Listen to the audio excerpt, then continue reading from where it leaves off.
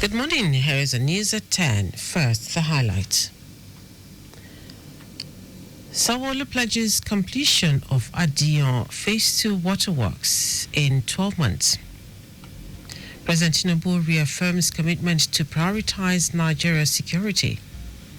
On the foreign scene, Palestinians, Arab states reject U.S. President's Gaza takeover proposal. And in sport, Chairman of National Sports Commission tasked Nigeria Football Federation to secure 2026 World Cup ticket. Now the details. I am Dele Agadumo. In a bid to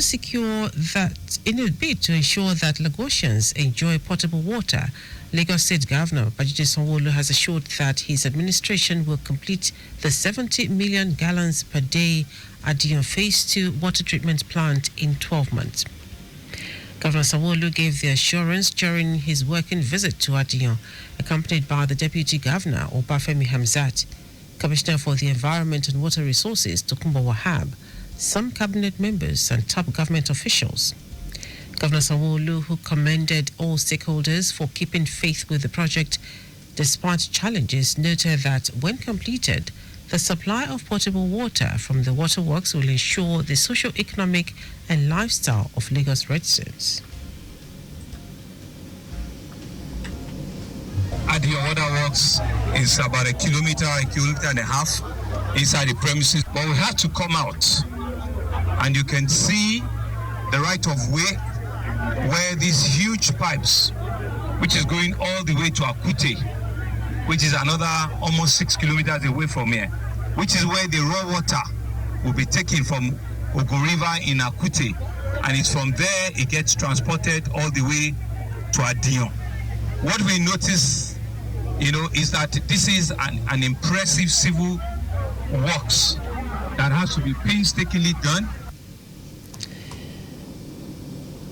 Commissioner for Environment and Water Resources, Tokunbo Wahab, noted that the Adion Waterworks project underscores the government's commitment to addressing Lagos water supply's challenges and ensure sustainable solutions for its growing population. This project will give Lagos 70 million gallons of pipe-borne water a day when completed. Mr. Governor, under your leadership with our Deputy Governor, you have said to us severally we must rededicate ourselves to making sure we give Lagosians pipe-borne water before the end of your tenure. And you said to us, mandatorily, we must take the heavy lifting. For your vision, for your dedication, for your passion, I say thank you.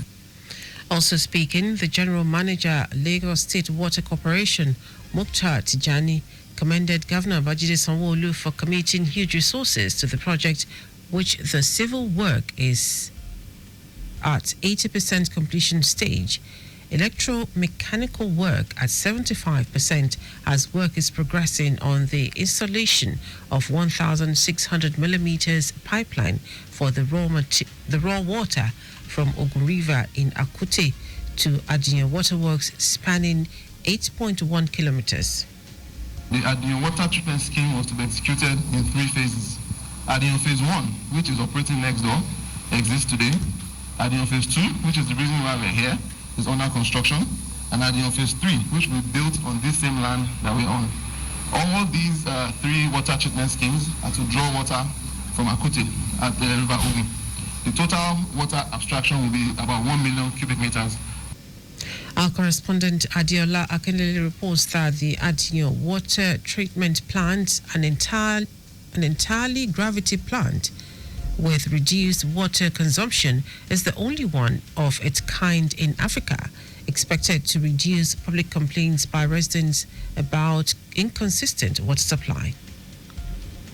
The Lagos State Materials Testing Laboratory Agency, LSMTL, has charged Lagos residents to conduct materials tests on all infrastructural projects for quality assurance of such structures in averting building disasters. General Manager Olayinka Abdul, who made the call at an interactive session on radio, said the agency is moving towards ISO certification at par with international best practices for safety, and one which exudes professionalism of credible materials tests to structures across the Lagos metropolis. While highlighting the revamped processes of the agency at executing its mandate, the general manager said that discipline should play a prominent role in every action by its personnel. Abdul added that all citizens should be deliberate in implementing assigned tasks for a progressive nation.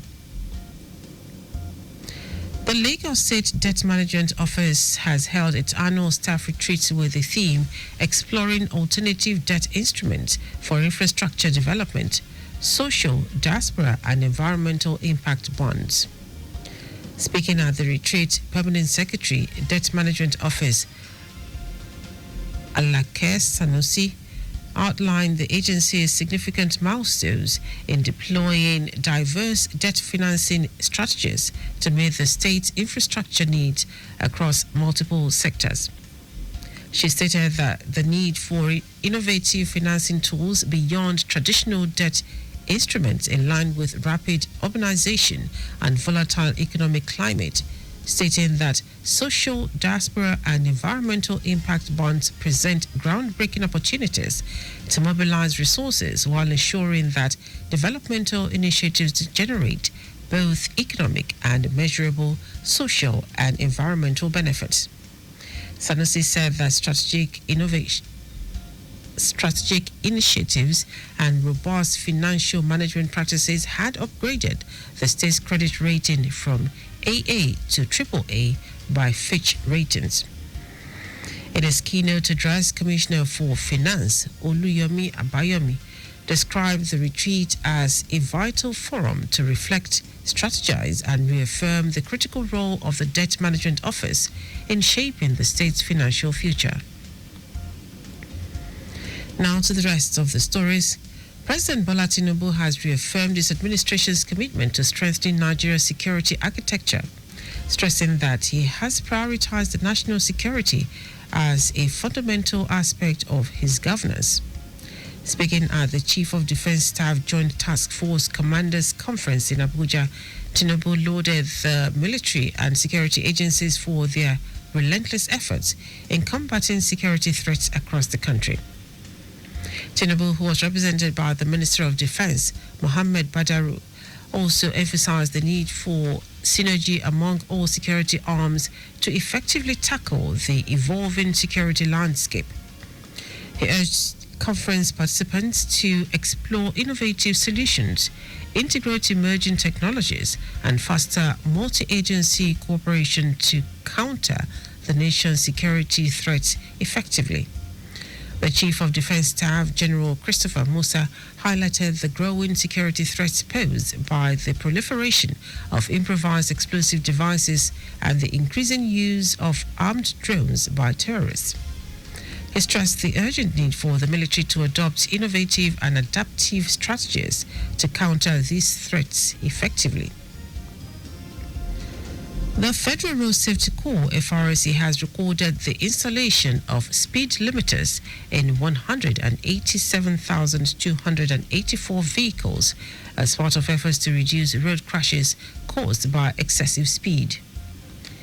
FRSC spokesperson Olusegun Ogungbemide, who made this known, said at least 55,015 lives have been lost in road crashes across the country in the past decade, with 108,369 accidents recorded within the same period.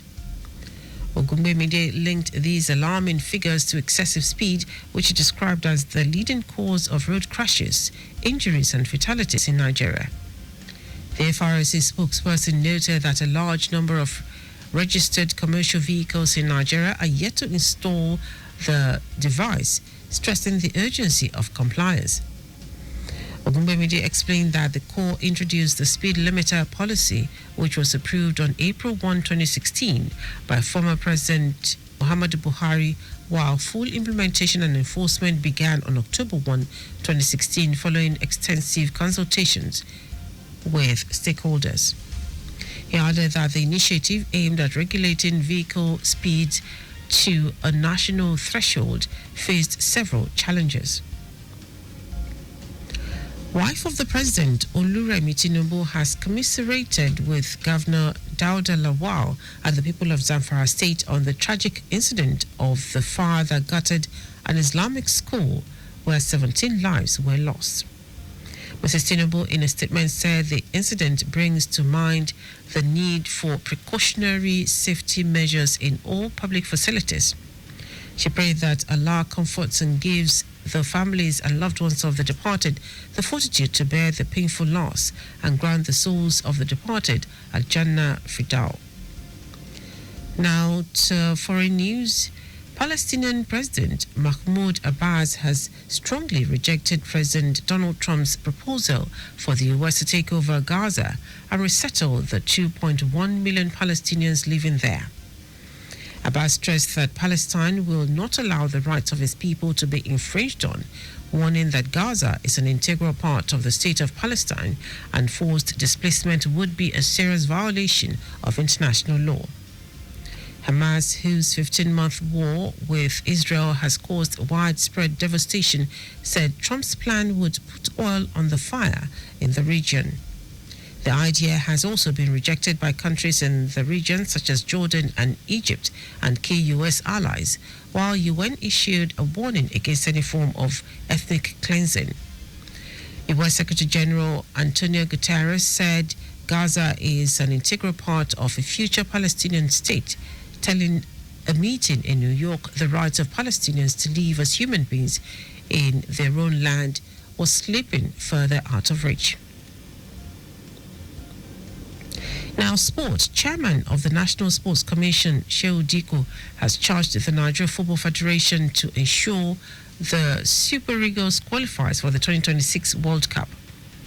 Diko made this known during NFF President Ibrahim Guzel's visit to the NSC Secretariat to brief him on preparations for the crucial World Cup qualifiers billed for March. Nigeria sits in 5th place with just 3 points after 4 matches in the qualifying campaign, 4 points behind leaders Rwanda with 6 games left to play in the series. The Eagles, under new coach Eric Chelle, faces Rwanda and Zimbabwe in March in must-win fixtures as the team bids to secure the group's solitary ticket to the global showbiz, set to be co-hosted by the United States, Mexico and Canada. Chelle, who was appointed some weeks ago, has already emphasized that qualifying for the World Cup remains his immediate priority ahead of the 2025 Africa Cup of Nations in December. And that is the news at 10. Just before we go, maintain adequate distance from the vehicle ahead of you to avoid collision. You can follow us and like all our various social media platforms: X at Traffic Radio 961, Facebook Lagos Traffic Radio 96.1 FM, Instagram Lagos Traffic Radio 961. Subscribe and watch your news and programs live on YouTube at Traffic Radio 961. You can also visit our website www.trafficradio961.ng. Did you know that under the Sanwo-Olu administration, 300 youths were trained in aquaculture and poultry farming? You can get more details on the Lagos State Government website. To end the news are the highlights of the major stories. In a bid to ensure that Lagosians enjoy potable water, Lagos State Governor Babajide Sanwo-Olu has assured that his administration will complete the 70 million gallons per day Adiyan Phase 2 water treatment plant in 12 months. President Bola Tinubu has reaffirmed his administration's commitment to strengthening Nigeria's security architecture, stressing that he has prioritized national security as a fundamental aspect of his governance. We also told you that Palestinian President Mahmoud Abbas has strongly rejected President Donald Trump's proposal for the U.S. to take over Gaza and resettle the 2.1 million Palestinians living there. And in sports, Chairman of the National Sports Commission, Shehu Diko, has charged the Nigeria Football Federation to ensure the Super Eagles qualifies for the 2026 World Cup. For contact with the newsroom, send a message to info@trafficradio961.ng. That is the news broadcast compiled by Abiola Fagbolagun. I am Dele Agadumo. Good morning. Thank you for listening.